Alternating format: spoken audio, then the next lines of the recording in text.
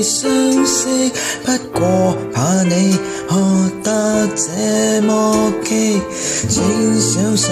他不愛你的，為何還枉花這氣力，出不出色給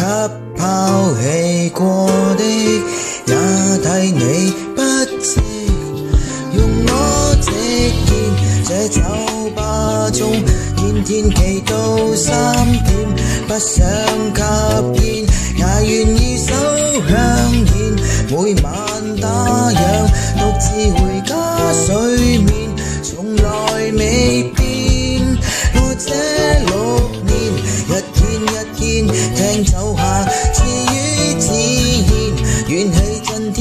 即使我越聽越厭，卻要笑着前來逐一